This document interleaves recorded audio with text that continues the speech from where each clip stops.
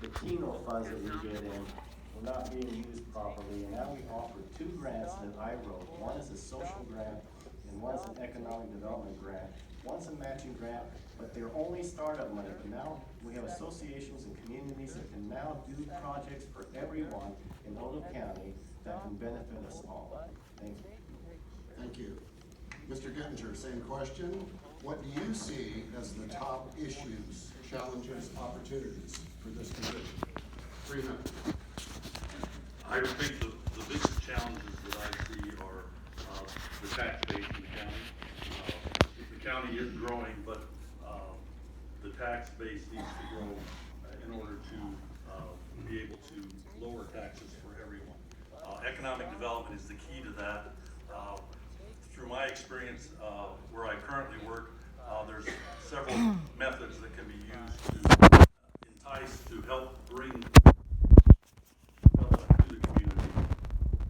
Part of it will be you need to find a partner that will be able to develop to create a development that maybe they can't afford, the whole thing, and so there's work that needs to be done with the utilities and with the cities and with the county for the infrastructure to build out to those areas where this possible development can happen. There are SRF loans, which is a state revolving fund that can be used with very low interest to help build these roads and build these sewers and water services out to those areas in order to get development going in the community. That will bring jobs to the community. That will be able to, over time, help lower the taxes for all the community.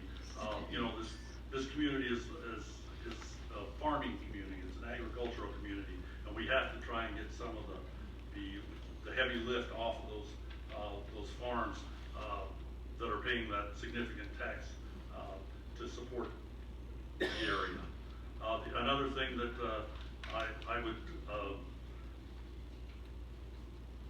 I really have a strong feeling for the employees of the community, of the employees of the courthouse, and of the other elected officials there. I know that it's a close-knit group, and I really enjoy working with those types of folks, and I think I can support them and help them through the budget process, and also I know that they understand what each of their offices need, but to help them see the bigger picture. I think that's important. That it's not just all about one particular office, but the whole office, the whole courthouse needs to be supported and have a vision of where we're headed in a direction. Finally, I think that my experience, having been there, it's been a while. It's been almost 16 years since I was on board, and things have changed considerably. But I know that I can bring a new voice. Thank you. Sorry, we're going to be really tough. That's fine. Okay, Mr. Gettinger, next question for you. How have you been preparing for this office should you be elected? 2 minutes. Well, with my current position, I am not able to attend meetings, but I do follow the board meetings minutes when I can. There's not a lot of opportunity for me to work. I am going to be giving up my current position in Gretna at the end of this year, so I will be making an attempt to attend board meetings later this summer and the fall as we move forward. The board it's a solid board. When I was on before, it was a 3-member board, and I think the 5-member board has worked out very well. There's a lot of duties that people don't understand that commissioners have, and there's a lot of things that are involved from everything from zoning to economic development to even down to the ability to help people that are in need. The county's kind of the last resort when it comes to social service work. When there's bills that can't be paid and things like that, the county is that entity that can help with those types of things. So that's pretty much what I feel is the important thing. Thank you. Mr. Thurman, same question. How have you been preparing for this office should you be re-elected? Sure, thank you. So first of all, I want you all to know if you have any questions about anything, you can go to the Ogle County government page and my email address and my phone number are there. Please feel free to contact me. I will meet with you. I'll talk to you on the phone. Go have a cup of coffee. Any that's available. Well, let's talk about what I'm doing now. Let's talk about yesterday morning's meeting. We had 75 people show up that are concerned about a windmill turbine farm going in their neighborhood. And we slowed things down. We put a moratorium on there. The board asked me to do a review, giving me 12 months to review our current regulations on all energy sources and what we're thinking is going to be in the future. We're also working on ARPA funds. That's the American Rescue Act. And we have $3.1 million. The city has $1.3 million. We have 3.1. And obviously you're seeing some reconstruction going around the courthouse, but let's build houses. And we have to do this for all the counties, but Nebraska City has the highest number of old houses of all Class B towns in Nebraska, and we're building the newest houses. So Rick Freshman and Dan Mock came to us with an idea that we have incentives for people to build 3 or 4 homes. I want the city also to get in on this too, but think about if we can build over the next 2 or 3 years, and this is only using a portion of that money. If we can start building houses, because do you know how many people commute to Nebraska City to work every day? 3,000 people, and we have a population of 7,000. Almost half of our population, we have people coming in to work. That's property taxes if we build new houses. That's new workers coming in and staying. It's sales tax. But we need to start generating some things. So I am already working. Thank you. Please join me in thanking both of these candidates.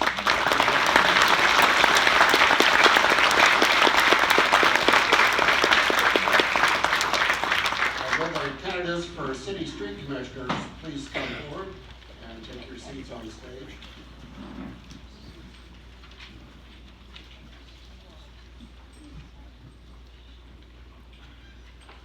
I forgot to mention that since there's only 2 candidates for the county commissioner, one will advance to the general election. So the winner of the primary will be unopposed then at the general election. Tonight we have 3 candidates who are running for the streets commissioner here in Nebraska City. You voters will vote for one. You'll vote for one of these 3. 2 will advance to the general election in November. Mr. Cheney, we're going to start with you. Please introduce yourself and tell us why you are running for this office. You have 2 minutes. Okay. My name is Joe Cheney. I'm running for Streets Commissioner. I'm a lifelong resident of Nebraska City. I'm a graduate of Nebraska City Public School with a class of 19. Hold the mic a little closer. Can you guys hear me now? Yep. I'm a graduate of the class of 1990, along with Mr. Curtis next to me. We were classmates. I served 6 years in the Army National Guard.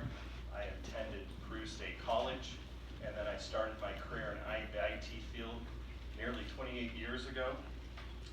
And I am married to Brooke Cheney, and I have a 16-year-old daughter named Lucy and a 12-year-old son named Luke. I'm seeking the position of street commissioner. I am a lifelong resident of Nebraska City, and I think it's important. I volunteer with youth sports. I volunteer at my church. I volunteer at my kids' school, which is Lord Central Catholic. And I think it's just important as citizens that we get out there and do what we can for Nebraska City. I love this city. I've lived here for most of my life, and I think has a tremendous amount of potential. And with my current positions, I work for Odo County in the IT department, and I've been there for a couple years. I spent nearly 18 years at the Arbor Day Foundation. Both of those positions, I spent most of my time heading the IT department, working with budgets of hundreds of thousands of dollars, managing people. So I think a lot of those skills will definitely carry over to the city commissioner position. Thank you. Mr. Curtis, same question. Please introduce yourself and tell us why you are running for this office. As you said, my name is Kirk Curtis, born and raised here in Nebraska City, graduated in ID with Joe. After high school, I went into the U.S. Army, and in 2016 I retired with 28 and a half years in the Army. In those 28 and a half years, I've served 2 years in Iraq, 2 tours in Iraq, 2 in Afghanistan, and 1 in Bosnia. Happily married to my beautiful wife, Carissa, formerly from Auburn. We have 2 wonderful boys. One is 27, just found out this morning that he's getting promoted to captain. And I have a 22-year-old that stays at home with us currently. I currently work for the Nebraska Department of Transportation here in Nebraska City, full-time and part-time. I work for the Nebraska City Fire and Rescue. I serve on the church board at the First Presbyterian Church, and also in my 28 years in the Army, I've served in many, many different leadership roles throughout my career. I also assist the Odo County Emergency Management Office during severe storms. After my retirement, sat down with my wife and I told her that I wanted to come back to Nebraska City and retire. And because that's always Nebraska City, always will be, always has been my home, away from home. So why I want to become a street commissioner is because I want to give back to the community that's given back to me. Thank you. Mr. Swanson, please introduce yourself and tell us why you're running for this office. Friends, teachers, workers, it's great to be back here at Nebraska City High School. I've been here many times as a student. I traveled 2,000 miles to the west, and I traveled 2,000 miles back to run for street commissioner. Because the street department workers are the saviors of civilization. In 2019, they were working. In the darkness of the pandemic, they were working. To stand for them, to speak for them, to plead their cause is a great honor and a labor of love. And in the best wishes of Nebraska City, I'm pleading with everyone in this room and with all workers in Nebraska City to put aside your political differences and come together so we can build a community, not spill water, build a community of prosperity, growth, and peace for everybody. Now, I'm not a banker's son. I don't have my name on a building. Before I got a job at Honeywell and ran for this office, I was a tour guide at the Nelson House Museum. And in my service there, I learned that our biggest strength is history. And I think there's a big problem right now. And I'm going to build on our history. But I think you guys know what I'm talking about. Mayhew Cabin is our only multicultural museum, and it's not open. It's not going to be open for Arbor Day. Because of the flood of 2019, it overwhelmed the drainage pipes. There was spillage. There was damage. They already sued us. They already sued Nebraska City. The judge threw it out. I mean, these people are out, this cabin, this museum, they're on their knees right now, and they need help. And, you know, I think when you're on your knees, just don't give up. You look to the sky. And the Nebraska City Street Department is coming. They will arrive. And I'll tell you something. They will come through the rain. They'll come through the snow. They'll come through hellfire to your rescue. Their safety is a top priority. It is a dangerous job. You're more likely to die on duty than a police officer is. And that is why we need to do everything we can. Automation and drones. Thank you. Thank you. Mr. Curtis, we'll start with you with the next question. What do you see as the top issues, challenges, opportunities for this position? You have 3 minutes. As always, Annette, in any issue or any anything like that with money. Budget-wise and that, obviously, you know, limited budgets and that, you can only do so much. So I'm gonna work well, try to really, really hard, get like grants, all that stuff and that, to make sure that the city street department is equipped with the proper equipment to do the job right. And also, you know, just to get the roads back to where they are, instead of having to give a front end alignment once a month or every other month and that on these roads. So work well with the city to get these streets taken care of in Nebraska City. Thank you. Mr. Swanson, same question. What do you see as the top issues, challenges, opportunities? Thank you for that question. Safety and it's got to be a top priority. Okay, we had an injury in February of 2021. It was a drug-related incident. The woman got high on Xanax and crashed into the pothole repair crew. Frankly, I want to look into drones and automation, especially in high-risk areas, whenever possible. But frankly, the condition of our street department is a little concerning. We have 6 gentlemen, who are responsible for covering every single road in town. The accidents are inevitable.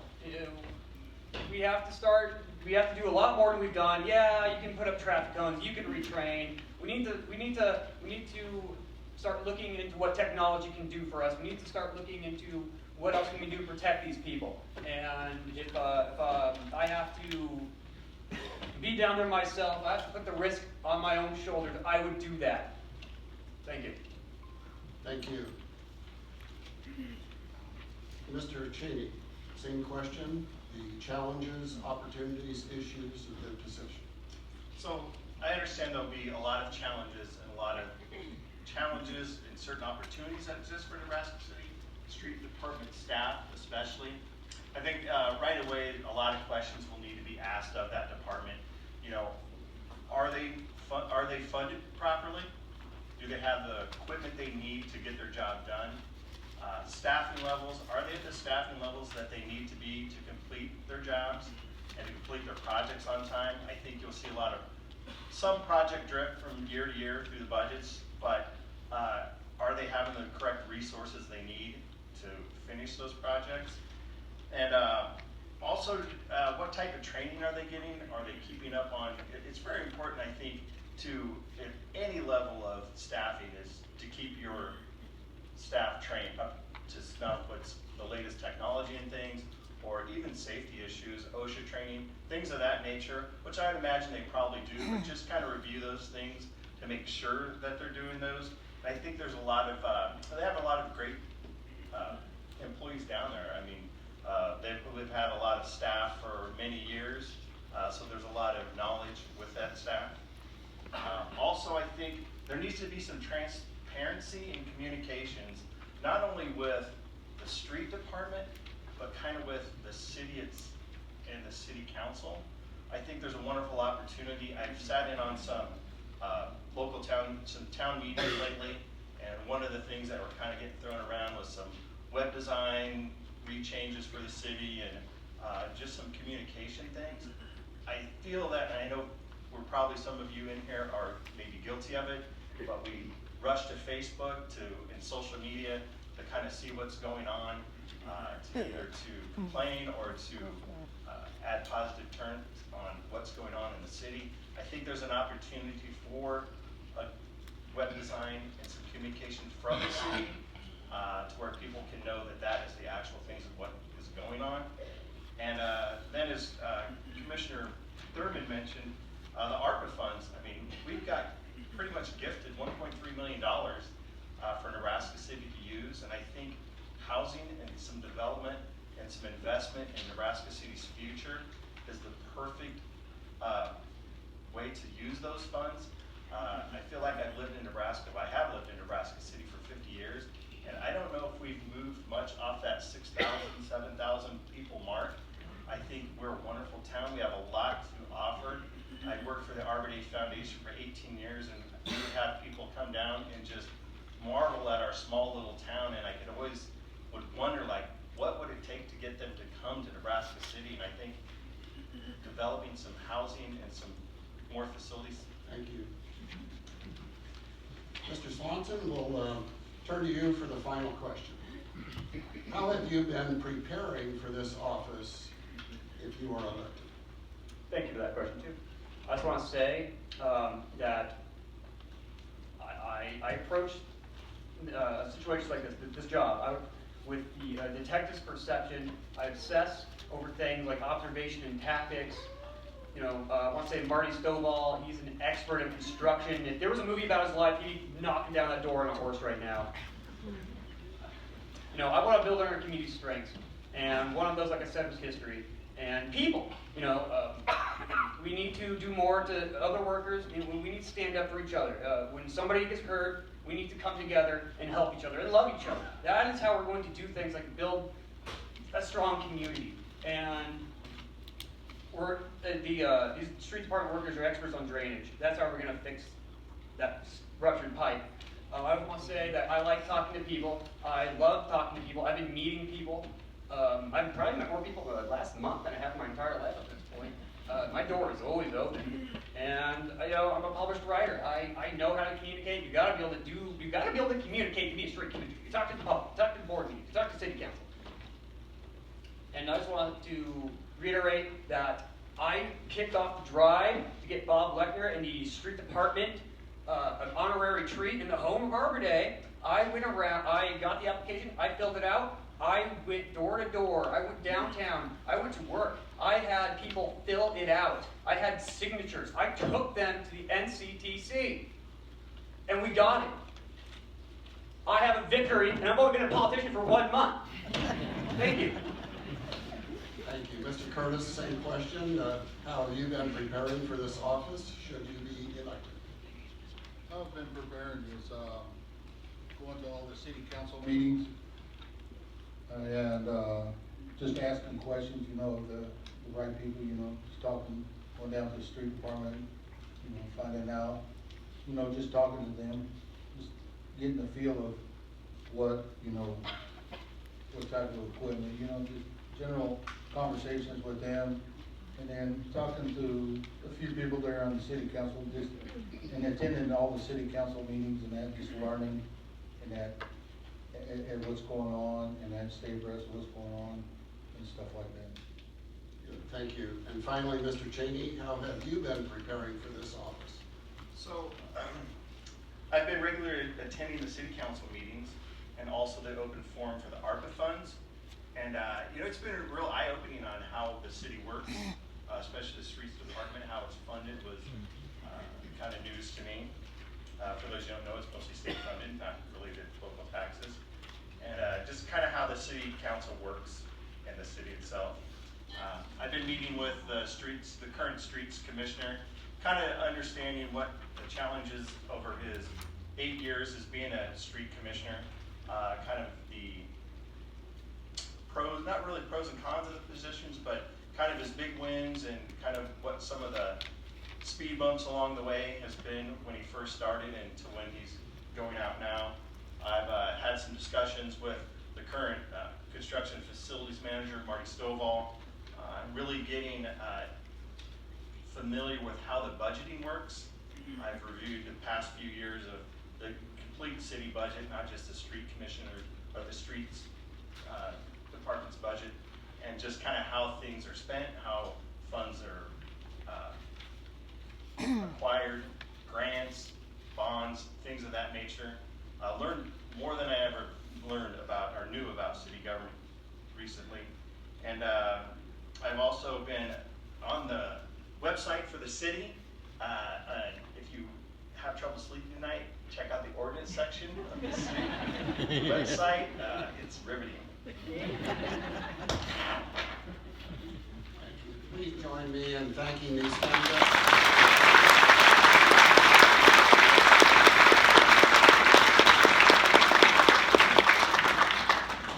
Next are the candidates for the school board. Please come forward.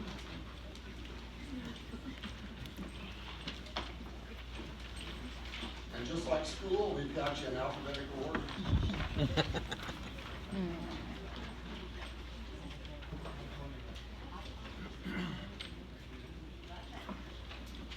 Is that need a phone charger. Has anybody got a phone charger? Nice long cord.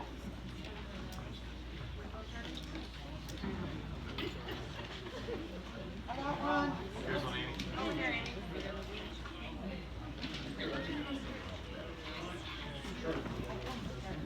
Oh my gosh, you have a camera lady, of course. I can't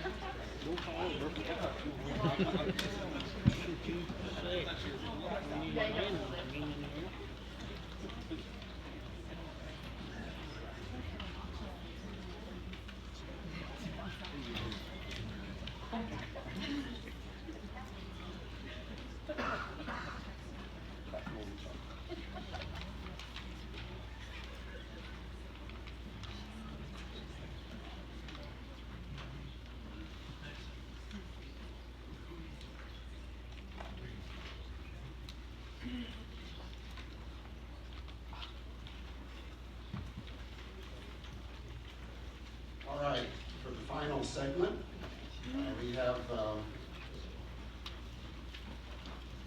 candidates for the Nebraska City School Board. There are 9 candidates on the ballot running for the school board. You will vote for 4. So, on your primary ballot, you'll be able to vote for 4 people. 8 of them will move on to the general. 1 will get left behind. So out of the 9 that are on the ballot, 8 will move on. But each of you will just vote for 4. I see we've got a couple of people missing here, so we'll address that as we get to their names. I know one of the ones missing was is Winnie Benedict, and I'm going to read you what we received this afternoon at 2 o'clock. I'm unable to attend this evening medium forum due to a situation at work. They've requested all 58 reviewers to work past our schedule this evening. I was hoping we could complete enough Monday and Tuesday to avoid this. Unfortunately, that did not happen. And so she is absent. Okay, so, and I was going to start with Mr. Rick Benny. He's also absent. I've not heard from him. So we'll start then with Mr. Kent Bloom. And the first question is, please introduce yourself and tell us why you are running for this office. You have 2 minutes. Good evening. I'm glad to see everybody here. And since everybody knows I love public speaking, this is great. My name is Kent Bloom. My wife and I, Stacy, moved here about 20 years ago, and to make this our home together and to raise our family. 12 years ago, or actually 14 years ago, not very many people know this, but I substitute school taught, and I had to change or clarify a law in order to be able to substitute and teach. It took 2 years for this to happen, and it was changed so I could do that, substitute and teach and teach. And I'm very proud of the time I spent on that. But for the last 11 and a half years, I've served on the school board, trying to do what's best for all children and the educators of Nebraska City Public Schools. Some of my personal beliefs had to be laid aside so we could do what is best for all children of Nebraska City. My job has been to take care of our entire community, not just the 3 kids I have, or just 1 or 2 issues. Our city has had a lot of change in the last 20 years, and that has challenged how we educate. I am running for the school board to help the students and educators of Nebraska City Public Schools find their excellence, whether it's giving speeches, playing an instrument, singing, acting, athletics, learning to shake someone's hand, or helping provide for their families. All these accomplishments are worth celebrating. We need a well-rounded education because our kids will be homemakers, laborers, mechanics, farmers, servicemen and women, doctors, lawyers, and teachers. There's a wide range of possibilities, and we need to be able to meet all our children where they are, celebrate who they are, celebrate what they can do, and I'm proud of my time in service to the Nebraska City School Board. Thank you. Mr. Elson, same question, introduce yourself, please, and answer why you are running for this office. All right. Hi, everybody. My name's Rob Elson. I've lived in Nebraska City for 25 years now. My family and I moved here in 1997. I was a 99 graduate from the high school. I'm married. I have two amazing children. I have a daughter that is 8 in Ashton, and my son is 6. Both of them currently attend Northside Elementary, and as of this week, Monday and Tuesday, we've had the awesome privilege of being able to hang out at their spring concerts, which was a fantastic time for anybody who was there. I've been employed with the Omaha Public Power District since 2004. I started off there in part-time coal handling cleanup. I worked my way up through operations, became a shift supervisor, and now I am the training coordinator for the Nebraska City station up there. In my time, I've also done operations outage manager. I've done tagging coordinator positions out there. I've done all kinds of different things with them. But anyway, in 2017, I don't know a lot of you people. I kind of look around and see I know a lot of familiar faces out here, but I was paralyzed from the chest down. I woke up one Saturday morning and I couldn't move. It's one of those deals that kind of just took me over, and it was Guillain-Barré syndrome, and it wasn't a pleasant experience for anybody who's ever had to deal with that. It's kind of a bad deal. With that, one of the biggest reasons why I'm doing this is because I'm resilient, I'm strong, and I'm not the status quo. I'm not a career politician. My beliefs for why I'm running is, if you talk to my son, it's because it's more recess, we want more PE and more recess.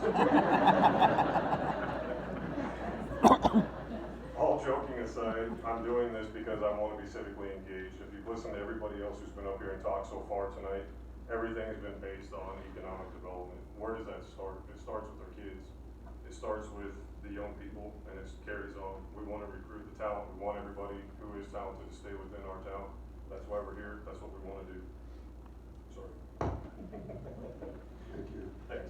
Mr. Ely, same question, introduce yourself and tell us why you are running for this office. All right, thank you. My name is Christopher Ely. I've lived in Nebraska City since 2017. I married my beautiful wife 15 years ago, and we have 3 wonderful children. My father worked until his retirement as an automotive and motorcycle mechanic for the Los Angeles Police Department, except for the time he was in the Army, having been drafted to go to Vietnam. My mother worked as a para-educator in the public school district. I've been a full-time professional educator for the last 9 years, most recently as a nuclear operations instructor at a commercial power plant down in Brownville, where I deliver classroom lectures and run immersive scenarios in a control room simulator. Prior to that, I was active duty Navy from the time I graduated California Public High School in 1997 through 2017 Navy. I served 15 deployments on 2 submarines, one of which was turned around on the last day of its patrol, September 11, 2001, returning to sea. I spent the last 4 years of that career as a senior instructor at the Nuclear Training Command in Charleston. I currently serve as a board member, Sunday school teacher, Awana game director, and musician at Calvary Community Church. I'm a conservative in politics, religion, social issues, and economics. I find conservatism to be the belief that our forefathers spent sweat and blood learning hard lessons about the truth that we must learn from the imperfect knowledge they passed down to us and carefully improve upon it, not to risk the destruction of all they have built through the hubris of so-called progressivism. I love my God, my country, and my family. I'm not only opposed to critical race theory, I hate Marxism and its derivative ideologies, including CRT, root, trunk, branch, twig, and fruit. They are evil in their thinking and ruinous in action. Mrs. Higgins, please introduce yourself and tell us why you are running for this office. Thank you, and thank you NCTC for hosting. I know you have a few other things going on this week, so much appreciated. I am Stacey Higgins. I've lived in Nebraska City since 1997 when my late husband and I moved here to open Nebraska City Chiropractic. I currently serve as the coordinator of EDGE Nebraska City. It's a local nonprofit with a focus on reducing poverty rates in our community. I have 2 daughters, both are students at UNL and both graduates of Nebraska City High School. They have had a world of opportunities open to them because of their NCPS education. I spend my free time working on things I'm passionate about, and that takes me to why I'm running. I'm running for school board because I'm passionate about public education. I believe in public education.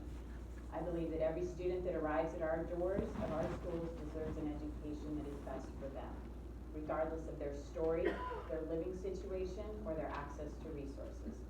Every student that walks our halls has potential, and the mission of public schools is to make sure that child has opportunities so they can be a successful citizen.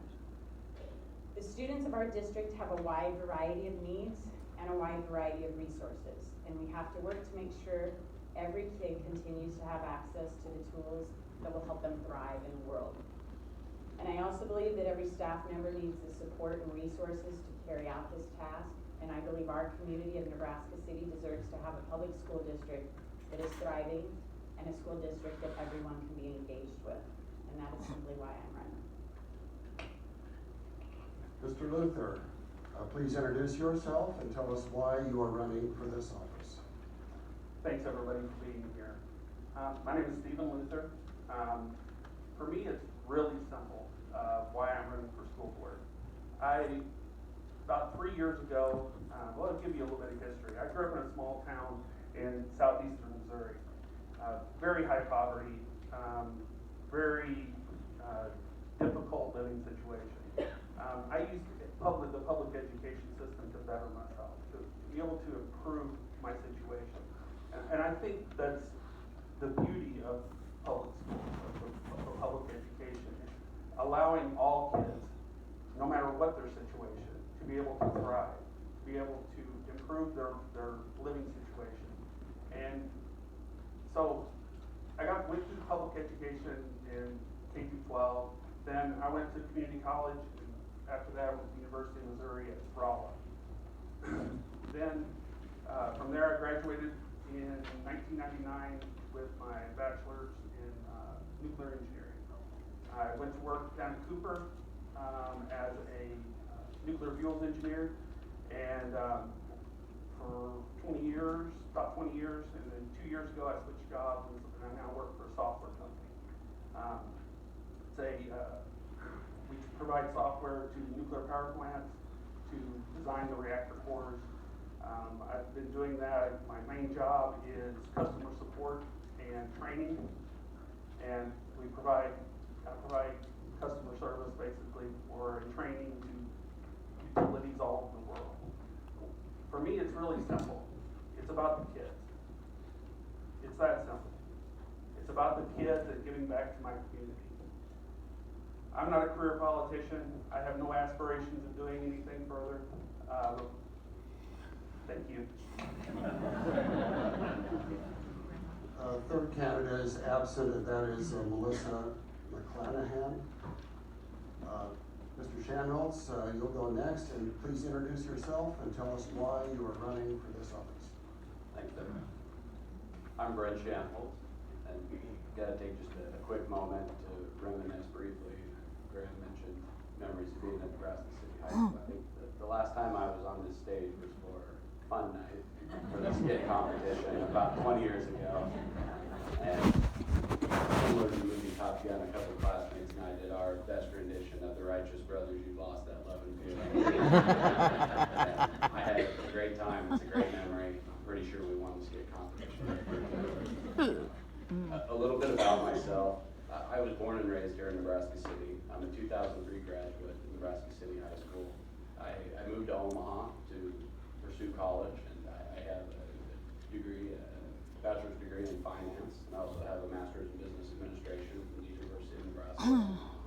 I went to work in banking when I was finished with school, and in 2012 I had the wonderful opportunity to move back to Nebraska City, and I went to work for Ambassador Health, and I currently serve as the Chief Financial Officer, and I'm involved in several areas of the operation. Most specifically, I've got a very talented team here in Nebraska City, and we're focused on items like billing, collections, accounts payable, payroll, employee benefits administration, contracts, compliance, insurance, all the really exciting financial things that an operation does. And that it's a great experience in healthcare and a great company, and I'm really happy to be in the community of Nebraska City. My wife and I, now call Nebraska City home. Michelle, she is active in the community. She volunteers with the EDGE organization. Really enjoys that. I serve on the Nebraska City Area Economic Development Corporation Board, and I'm also the chair of the Nebraska City Ducks Unlimited chapter. And I serve as treasurer on the board of directors for an organization called Heart Heroes. We provide support for families and children dealing with congenital heart disease. Thank you. I really enjoy. Thank you. Time's up. Mr. Ely, we'll start with you for the next question. What do you see as the top issues, challenges, opportunities in this office? You have 3 minutes. Thank you, sir. My 3 priorities in looking at the school system are to ensure that the finances are in order, the children have academic achievement in key subjects, and to keep harmful ideology out of the schools. In the area of finance, the school, of course, has been having some difficulties, and a year ago, prior to the levy override election, the superintendent told the people of Nebraska City that it was urgent to approve additional funds. 56% of the people voted against approving that. Quoting from the Nebraska City News Press of January 20th, 2021, it says, Mr. First gave a community presentation Wednesday describing a stranglehold of debt on the Nebraska City public school system. Only a few days ago, April 20th, a new article was published in which he was quoted as saying the financial situation of Nebraska City has improved tremendously, which is great. The school board 2020, or the schools were $36 million in debt in 2020, and this April 20th news article, he reports that the schools are down to $33 million in debt and expected to be down to $30 million in debt later in the year. What was not mentioned in the article is that was a result of your work for voting and holding the schools accountable and forcing that action to be taken to improve the financial situation. So the credit goes to the voters for that. Next is academic achievement. Nebraska City public schools do not have exceptional scores as published on the state education website. And I have here a graph of performance of all the public school districts in the state. You can see down there towards the bottom, there's the yellow line. Right there. Okay, so there's about 245 school districts. That's where Nebraska City sits in forms of academic performance as measured by that. Now, you may say that this doesn't account for many variables, and that's true. Education is a multivariate problem that requires careful analysis as to root causes and small benchmarking of districts that are performing well. Okay, next, as you heard me mention, harmful ideology needs to be kept out of schools, and that's in accordance with Article 7 of the Constitution of the State of Nebraska, which states that there shall be no sectarian instruction in schools. The revised. Thank you. Mrs. Higgins, the question is, what do you see as the top issues, challenges, opportunities? We have a couple, but I'm going to frame those as some opportunities. It's no secret that the way Nebraska funds public schools doesn't work. It's a broken model. I think we had 25 state senators vote to just kick the whole model out a couple years ago because it's broken, but we're working within that. We've had some great financial success in the last couple years. Today, our district paid off a line of credit. So funding challenges have created some opportunities, but that's come at a cost. We're not replacing teachers that are retiring. We're reducing some course offerings. So every opportunity has a challenge. Some of the other issues that are happening in our district and across the state is really anyone working in education, retention and recruitment. We have a lot of openings here, we have a lot of openings down the road, we have a lot of openings across the state. To retain teachers, we need to make sure that we are taking care of our teachers, that we're supporting them, that we're offering them adequate professional development time, adequate classroom prep time, all of that. And then to recruit teachers is a culture issue, and this district and the work they've done in developing an excellent culture in the last 2 years is something I'm incredibly proud of. I think our students present some of the most important issues. Post-pandemic world has revealed a lot to us about society. Our students need a lot. Mental health care is a top priority. Academic resources in a post-pandemic world, these are all things that we just have to keep at the forefront.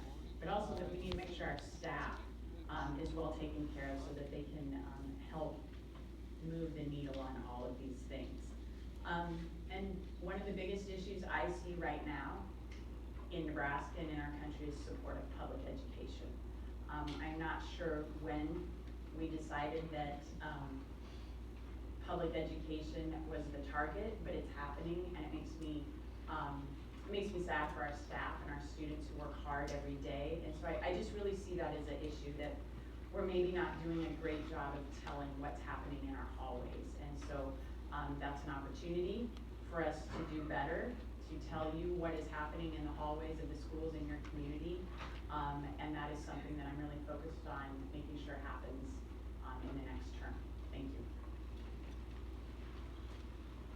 Mr. Luther, what do you see as the top issues, challenges, opportunities for the school board? 3 minutes. There's lots. We could go on for much more than 3 minutes, I'm sure. Some of the main ones for me is, we talked about, other candidates have talked about the financial situation. I'm not going to belabor that. For me, what it's about is how do we provide the best that we can for our kids? Yes, we have budget constraints. Yes, we're having to do cuts. Yes, we're having to try to get grants, come up with money to pay for things, to give all of our kids, not just my kids or your kids, but all kids, the opportunities to succeed. And money is a big deal, but one of the biggest challenges for this school board, I feel like, is how do we give those opportunities to the kids and still maintain our budget and still come in and be able to support those and support our teachers and our staff. As Stacy mentioned, there's a huge shortage in staff across the state. We're not the only ones. We hear from other districts how they put job postings out and nobody applies. There's not enough teachers. We have to figure out how to support staff and encourage and attract those high-performing staff members. That's what we need. We need those high-performing staff members for our students to give them the best opportunity. Our staff has done a lot the last couple of years. They've sacrificed a lot, and I really appreciate everything the staff has done. We've had to make some cuts. We've had to do some things that, up before the levy override election, we did a lot of cutting before that. We sold property. We did a lot of things to try to reduce our debt. But we got to that point and said, if we go any further, we're going to start impacting the kids. So we asked the public to help with that. And the answer, as Mr. Ely pointed out, was no. So we tightened our belt and we put a plan together. We've been working on a plan to get out of debt. It's going to take time. It would have been a lot quicker if we had the levy override, but that's okay. We'll get there. And for me, I'm not done. For me, I feel like I've been on the school board for 3 years. Right as I came on the board is when we started finding out some of the significant financial issues. And we've been working hard the last 3 years to reduce that debt. And we've done a really good job. It's come down a lot. As Stacy mentioned, the line of credit was paid off. One of the line of credit was paid off today. That's awesome. Shanholz, please tell us what you see are the top issues, challenges, opportunities for the school board. Sure. With a background in healthcare and finance, it might be easy to dive in and talk about a budget and things of that nature. I want to share as a citizen of Nebraska City a sense of pride I felt with the town halls and navigating through that levy override process, regardless of the vote. I felt a connection and a transparency to a process that made me feel engaged in the public schools that are supporting my community. And as I've started to be involved in this race, in this election, there is a plan and there is progress and it's being shared and it's being communicated, and that needs to continue. And I think several candidates have mentioned workforce challenges, and I think if we were to look around our economy right now, hospitality, education, and healthcare are probably the most challenged sectors when it comes to finding adequate workforce and retaining and sustaining that workforce. And that is going to be a differentiating factor for what makes Nebraska City Public Schools successful. And I think we have to have that transparent culture and that positive attitude and that shared goal that we're all working for and that we all know.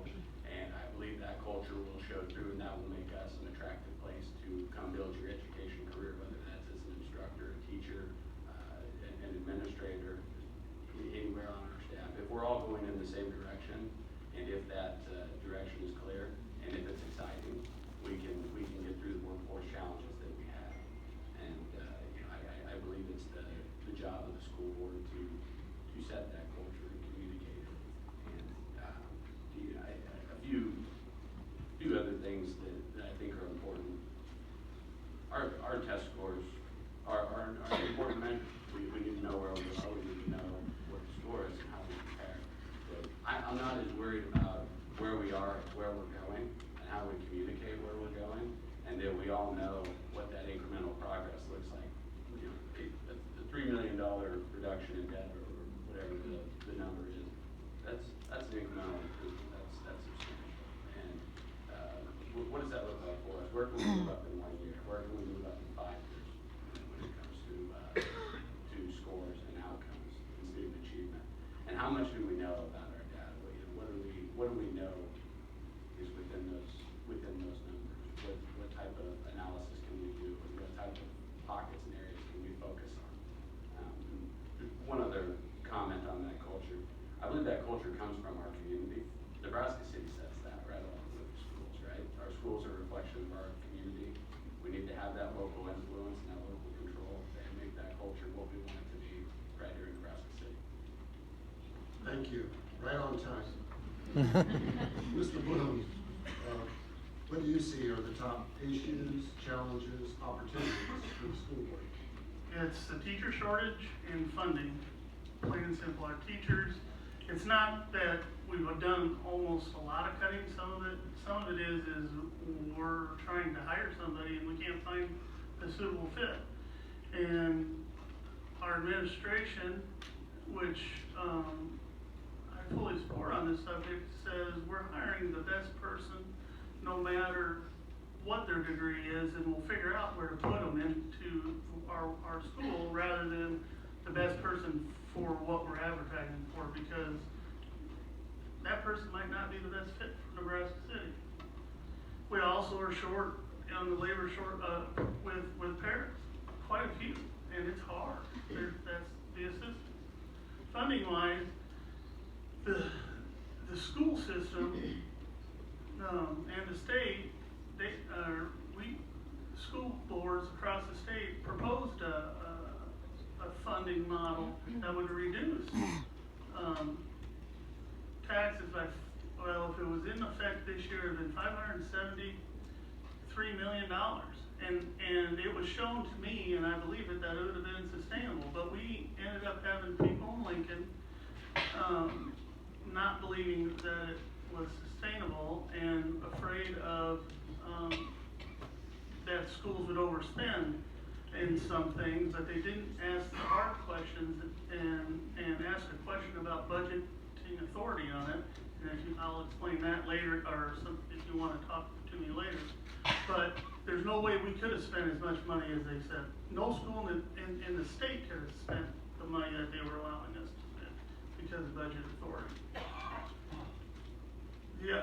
The biggest problem for our teachers, and it's good to show graphs of where we sat in the state. I'm fine with that. But you also have to take into account the other pages on that Nebraska Department of Education website where it says we have a 52% free and reduced lunch. We have 23% English learners. We have 23% special education. We have, and this is all above state average, and we have, and we're below state average in high ability learners. It actually takes us more money to educate these students, and our teachers work hard at it. The successes are like in my opening. Some of our students, our successes are honestly going to be being a laborer and everything else, and that's fine in this world. I'm going to quit right now. Thank you. Mr. Elson, what do you see as the top issues, challenges, opportunities for the school board? There's been a lot of talking up here with a lot of educated people, and it's going to be hard to follow a lot of this up, honestly. Taking a different turn on things, and it's kind of the same tone that I've taken all the way through this whole process since I've been doing this for about a month and a half, I think it is, whatever it was. The opportunities in this town are endless, honestly, and one of the things that I think everybody can probably attest to that they've probably seen here in the past few weeks is if anybody's on social media, it's the division in our community, and there's no excuse for it. There's no reason. I guess I'm done. My natural defense is humor when I'm doing that. But anyway, seriously, the division in our community is one of the biggest challenges I think that I see, and it's not division in like what you would normally think. It's just the popular opinion. You know, people want to say that I don't have the last name, those different types of things. I don't believe in that. I think everybody's got the same opportunity in this town, and I think everybody should take advantage of that opportunity in this town. And how do you do that? You get involved. That's the simplest way to put it. I think where we're struggling in Nebraska City is getting parents involved. We're struggling getting the community involved. Some of that is based around the simple fact of the transparency issues that we've had.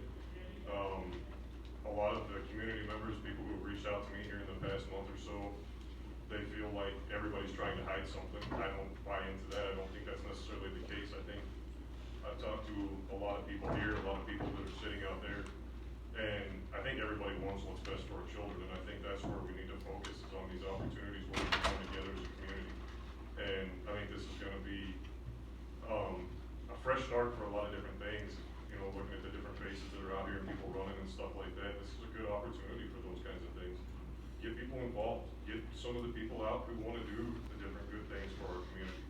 And that's honestly why I'm here, is because I wanted to do this. One of the things that I've learned through, you know, being civically engaged and coaching and all these other things is it all starts with the kids. I've said this before and I'll say it 1,000 times. It literally starts with the kids. And when you see the kids running out of the school buildings, it doesn't matter which ones. If you go to Northside, if you go to Hayward, if you go to the middle school, if you go to the high school, at any given time, what's one of the things that you see? You always see the teachers and the kids high-fiving. You always see them giving hugs. You always see them giving the elbow bumps. That's what I want to see. That's what I want to keep going with on this, and I want to see the pride in our community come forward. And I'll stop there. Thank you. Mr. Shanholz, we'll start with you for the final question. How have you been preparing for this office, should you be elected? And we'll give you 2 minutes. Thank you. I got some good advice about preparing for school board, and it has rang true, and it was to be long on ears and short on mouth. And ask some questions and listen to the folks that have been in this and know what they're doing. And I don't know if any of us know what we're doing, right? But that are at least rolling up our sleeves and doing the research and making the decisions. And I spent a lot of time reaching out to the current board members, having several conversations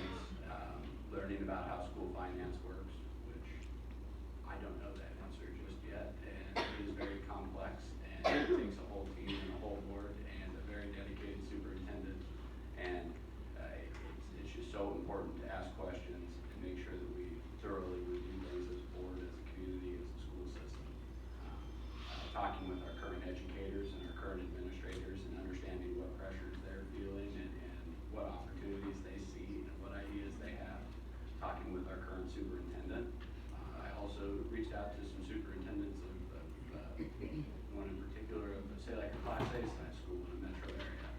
How does that work? What's the difference? What are the similarities? Certainly attending school board meetings is a great way to get in the loop, and you can get as much information as possible, but it's that one-on-one connection and those conversations with those that are currently serving and working for our kids and for our schools, our teachers, our administrators. And I think probably for parents and then for all of us as a community, right? We're all in this together. I just want to close with, I've had a ton of opportunity in my life, and I credit a lot of it back to Nebraska City Public Schools and to this community. So the opportunity to even have these conversations and be a part of this and be considered for a position on school board is very meaningful to me. And really appreciate everyone's time coming out tonight. Thank you. Mr. Bloom, how have you been preparing for, I guess, your next term if you're reelected? Well, I think I think I've missed 4 meetings in the last 11 and a half years. I go to a lot of committee meetings. We go to board workshops. We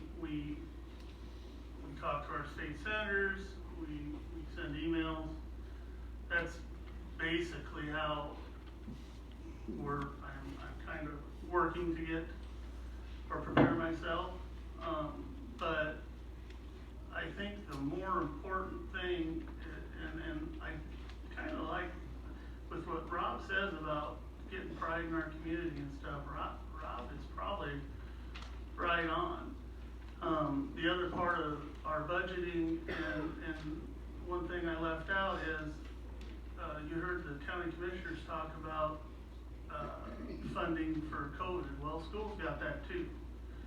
We got about $2.3 million, and some of and the way we're spending it is also alleviating some of our debt. So when we're saying we're making hard decisions, we do. It's not as easy as spouting out numbers and being right. That's not what this job's about. Leadership is hard. It's making a decision you know it's right but unpopular with a lot of other people. It's making a decision that you don't particularly personally agree with, but you know it's what's best for this district. It's not sleeping for 3 or 4 days at a time. And that's what leadership is for me and how I've been preparing for this. Thank you for coming out tonight. Thank you. Mr. Elson, how have you been preparing for office, should you be elected? Thank you. First, I'm gonna say I feel attacked by Brent because it was something about ears, and that's what I heard.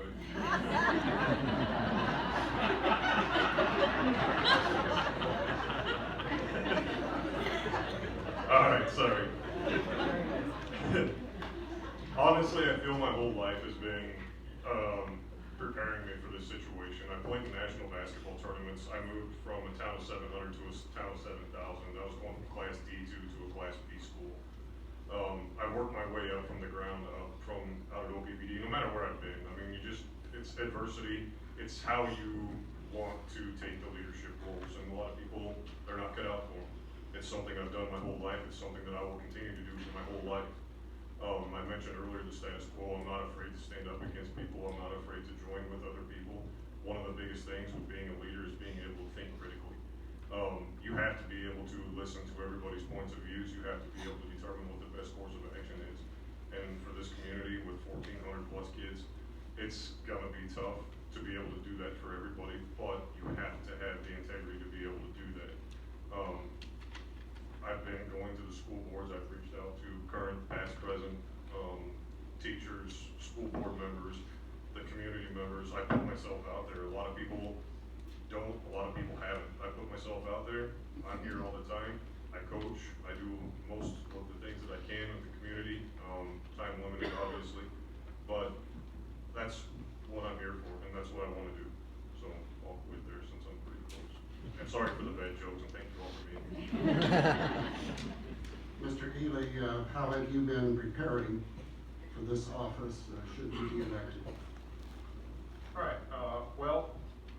I first really started, I guess, studying things when the health standards came up last year, because I wanted to have an opinion on those and speak at the school board meeting, and I like to be well prepared for those things. So instead of just hearing what people had to say and say, oh, they're bad, we should oppose them, I went and I read through the list of health standards, and the first draft had 1,024 items on the health standards, and after the second draft, they had 805. And I reviewed that first and second draft line by line against each other to see what the differences were that they make, and that's typical of the type of preparation that I do. I did speak against those health standards that were being proposed at the school board meeting last year that drew about 70 people from the community. I also spoke most recently about the co-op fee being charged to the students that live in district but that don't attend the Nebraska City Public Schools. I was against that. I've been learning about the schools, talking to some teachers, finding out what I can about issues that are being faced there. And I want to point out that the problems being faced are not something that's insurmountable with the students that we have and the teachers that we have and the administration that we have. I learned from W. Edwards Demings that most problems are systemic in nature, not from the people in that system. So we need to look at aspects of the system that are working against the people. I've also read a few books on the philosophy of education this weekend. I read the Abolition of Man by C.S. Lewis, as well as Intellectual Schizophrenia by R.J. Rushdoony. I read a book on the history of education in America called Crimes of the Educators by Alvin Newman and Sam Blumenfeld. Also read a letter. Thank you. And many more things. Mrs. Higgins, how have you been preparing for your next term if you are reelected? There's a couple things that just in the last year I've been doing just because of the landscape of education. So one of the things in my daily life through my work at EDGE and just community involvement is being plugged into other things that are happening in the community, like our lack of childcare, our lack of housing, the mental health care needs, all of that. It's important to be at the table when those conversations are happening, because those conversations are going to come to the boardroom table. Because when you're talking about teacher recruitment, you're talking about housing, you're talking about childcare. When you're talking about the mental health needs of a family, that involves a child, could involve a teacher, could involve an administrator, could involve a parent. So I'm really trying to make sure I'm understanding the landscape of the entire community, because I think that's important at the school board table. I ask a lot of questions. Mr. Fritsch will tell you that. I know that the saying for board members often is you don't know what you don't know, so you gotta ask questions. And I'm so thankful that we have a superintendent that his door is open. You can ask him any question, any time of day, and he will answer it, and that has changed the way we do business in this district. And so I continue to leverage that as I learn. And then I attend workshops. I attend a lot of workshops. I most recently attended the Needs minus Resources workshop. That's a good time about school finance. It comes with a lovely meal, so that's always a perfect. I recently attended a national conference where the seminars were about family engagement, community and family engagement. I attended a seminar on the science of reading, the way we teach kids to read what's best. So I'm just constantly learning, whether it's a good podcast or it's a conversation with Mr. Fritsch or a community member. I'm piecing it all together to be the best board member I can be. Mr. Luther, you're last. How have you been preparing for your next term, should you be reelected? Well, pretty simply, I've been serving. But the past 3 years ago, when I came on the board, and how that happened was there was actually a vacancy. Nobody ran. There was one vacancy that there wasn't enough people to fill. And so I looked at it at that point and I said, I want to do this. I want to do this for my community. And so I was appointed. So I've not been elected. If you look at any of my stuff, I don't say re-elect because I was never elected. I was appointed. So, for me, it's about, doing this, learning. It's a constant learning. School board I've been doing it for 3 years, and I still learn things. Every committee meeting, every board meeting, and everything is derived from policy, basically, for us. So, if, I'm always reading policy. Well, when the question comes up, go out, all the policies are listed. I encourage everybody, go out to the website, all the policies are out there. Go look and see, and there's so many of them that it takes a lot of time, and it takes a lot of your personal time and resources to do all that and go through all that policy. To understand, am I making the right decision according to policy? Am I making the right decision for our kids? Am I making the right decision for the district? When you look at things on the school board, it was really eye-opening for me that you really have to change. Somebody said something to me here a while back. You really have to change the lens in which you look at things when you're on a board like this. It's not about what is best for me or for best for my kids. It's what is best for all kids and what is best for the district as a whole. You can't look at it from just your own personal perspective on things. Because every kid is different. Every family situation is different. And you have to prepare, you have to think of things. You have to shift your mind just a little bit. Think about it from the perspective of all kids. Thank you. Please join me in thanking this.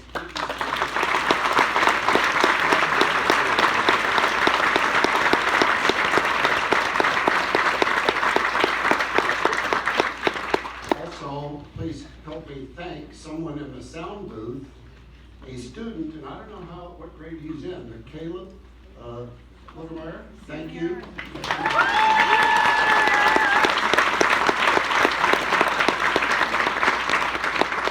I'll turn it over to Mr. Mock for his closing comments.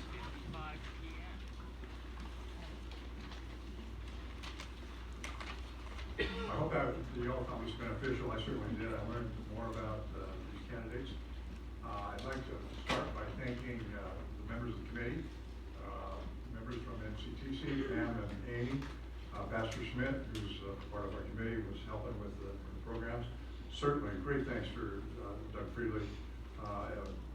He is one I look up to. I've known him for a long time when I was in Norfolk, and he's with the Community Foundation. Nebraska Community Foundation. Just have the greatest respect for Doug, and thank you so much for being our moderator. Thank someone, and that's the audience. You were very well behaved. A+.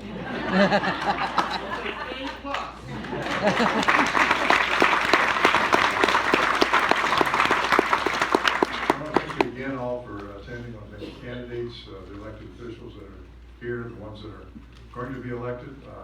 Thank you all for your service. It takes a community to run a community, and if you're not involved, you can be the person on swap and talk that grumbles about everything after the fact, and doesn't throw anything positive out or try to help build anything. The people in this room are people that are trying to help build this community, and the ones that are in office or running for office are part of those building blocks of a good community. I'll be asking the Government Affairs Committee to consider a follow-up event closer to the general election. We'll look at changing the format to have a little bit more interaction. I want us to have special thanks to Nebraska Public Schools for allowing us to use this perfect facility. And thank you as well, Caleb. Let's give all the candidates another round of applause.